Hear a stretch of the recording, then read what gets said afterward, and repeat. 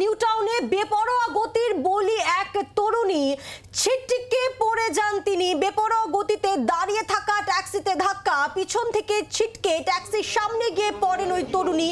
সে ছবি আপনাদের সামনে রাখছি। হাসপাতালে নিয়ে গেলে তরুণীকে মৃত ঘোষণা করেন হাসপাতালে যারা চিকিৎসকরা তারা। ঘটনা ইকো পার্কের 1 নম্বর গেটের কাছে বিশ্ব বাংলা সরণিতে। ঘটনা তদন্তে ইকো পার্ক থানার পুলিশ। ট্যাক্সি ও চালককে আটক করেছে পুলিশ। নিউ টাউনে বেপরোয়া গতির বলি এক তরুণী, বেপরোয়া গতিতে দাঁড়িয়ে থাকা ট্যাক্সিতে ধাক্কা, পিছন থেকে ছিটকে ট্যাক্সির সামনে গিয়ে পড়েন ওই তরুণী।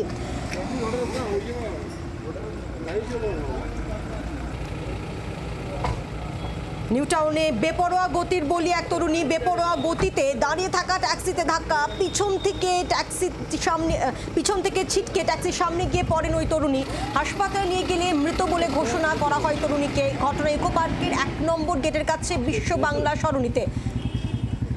ঘটনা তদন্তে ইকো পার্ক থানার পুলিশ। ট্যাক্সি ও চালককে আটক করেছে পুলিশ। ঠিক কি হয়েছে জানবো। নান্টু হাজরা রয়েছেন টেলিফোনে প্রতিনিধি। নান্টু, ঠিক কি হয়েছে?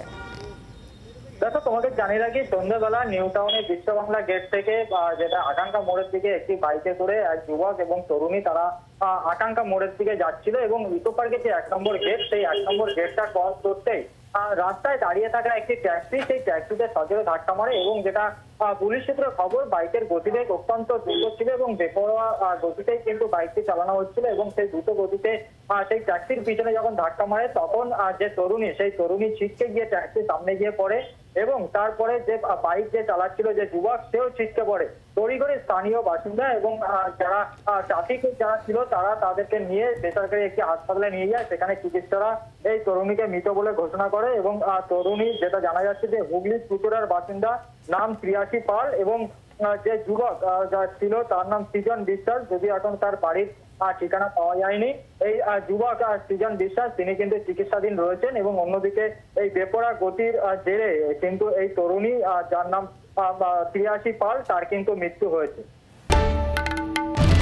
বাংলার আওয়াজ, বাঙালির আবেগ, জি 24 ঘন্টা।